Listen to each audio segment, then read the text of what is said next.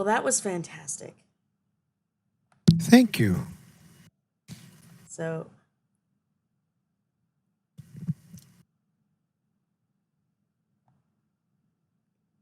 a couple of these questions you accidentally answered already in your intro, but hopefully you will just expand upon the answers. Sure. All right. So, tell us about where you're from and when you first knew you wanted to write. Well, I'm from New York, and I would write monster stories as a child, but I also drew a lot. And I think it was the drawing that took off, but I've always enjoyed writing and would write little bits over the years and short stories. And I've also loved screenwriting, and I've been involved in screenwriting groups and just been in and out of writing for many years. But for whatever reason, upon joining the writers group, everything came together, and published my first book.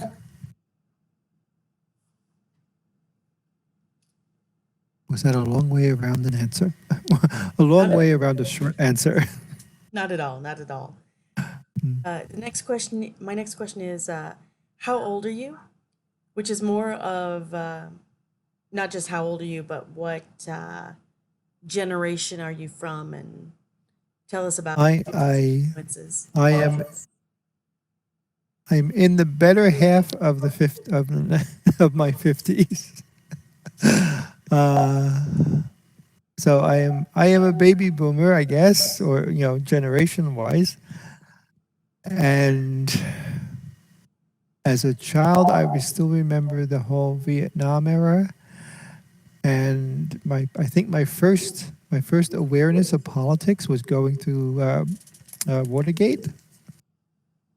So I think my childhood was fighting cynicism of the world around me, and probably art. The arts has saved me through it.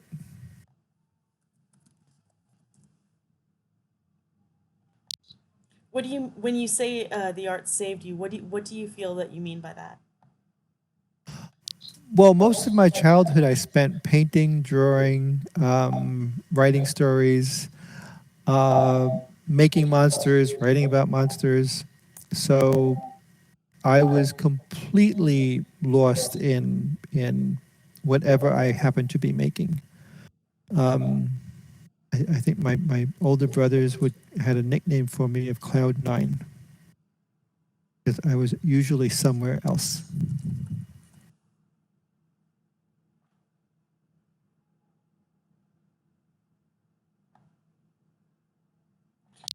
You mentioned that this is actually your first book that you have published, but have there been other books that you've written that and sort of set aside? Like, is this your first book, or have there been other books that you've worked on before? How, in other words, how long have you been writing longer stories?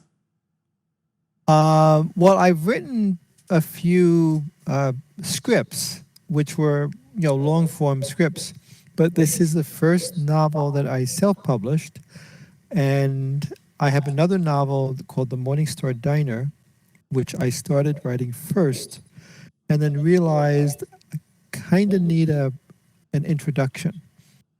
And in book marketing, it's very popular right now to put out like a big short story or a short novel or a short version. And I realized that this kind of when I meant to do say 1,000 or a few thousand words short to put it out as an introduction to the Morning Star Diner, and that just expanded into the first book. Wonderful. And for how long have you been working on Damnation? Damnation happened pretty quickly. Oh, I would say I started writing and published it within 6 months. Because I mean the character was there, everything about it was there. I was simply writing. I started writing the backstory as a short, and then it just expanded and expanded as more characters showed up, and it became. It's a short first novel, but it came together really quickly, and I'd say more work has been done post publishing. In trying to market it and finding out where its market lives, meaning like where are the readers for this book, where what market should it be and how should I be targeting those markets. That has been more work than the actual writing of the book so far.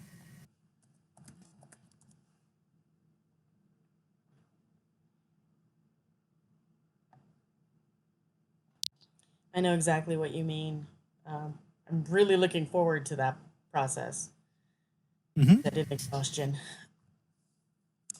So, what would you say first inspired the story?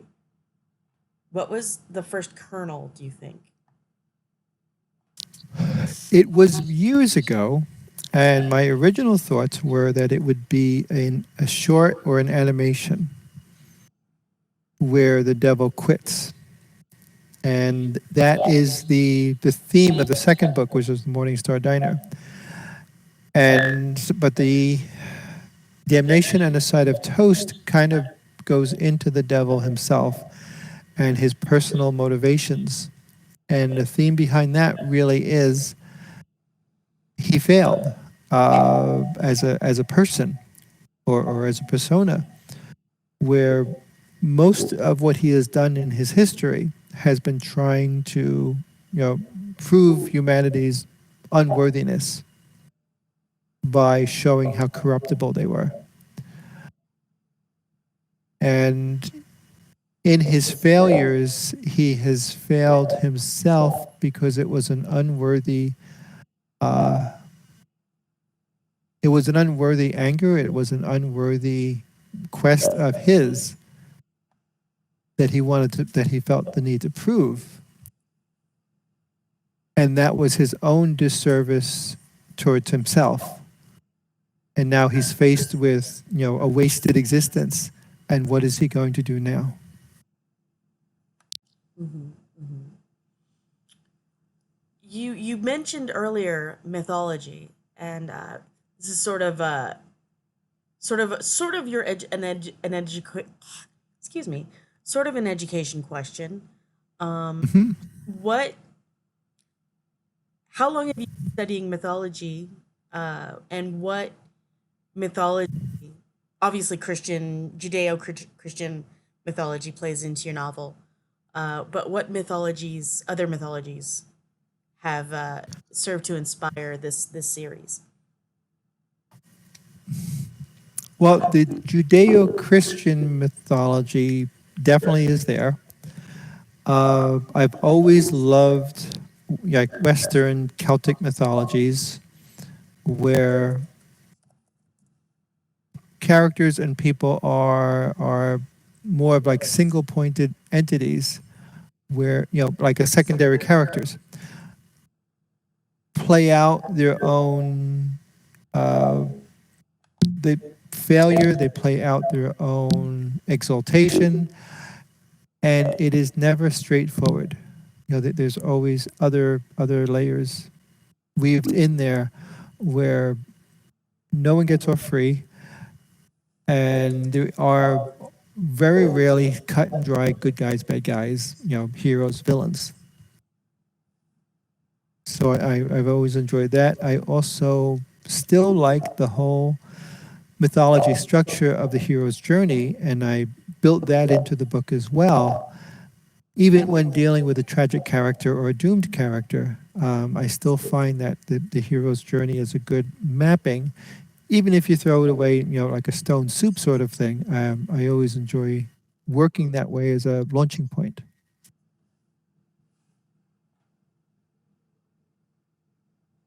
So the book is actually the first in a series, or at least a two book series so far. Whoops. Oh, did we lose your voice? We lost my voice very briefly.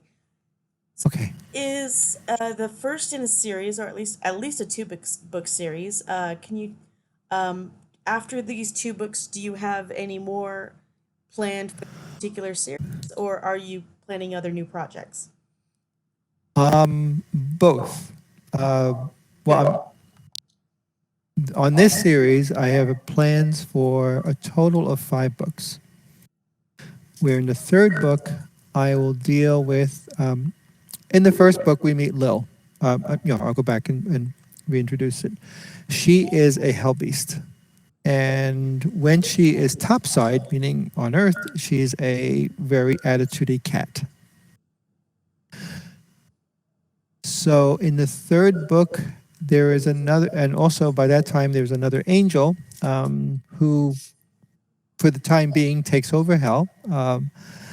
So within that book, I play a lot with the predatory nature of nature and the predatory nature of humans and senses of justice and everything that humanity calls right and wrong, good and bad. My side, your side. And then in the fourth book, I play with purgatory, which gets a little bit out there in terms of how different it is than day-to-day living or being stuck in traffic. But that book is on purgatory and the attempt to make purgatory self-managing. And then in the last book, it deals with grace and the state of grace from the same character, the same cast of characters from the books. Because I have besides the devil, I have a hell beast. I've got the archangel Gabriel, who's a woman in this series, and she was actually originally a woman, and they gave her a sex change in the I think the 300s, and I also have Michael.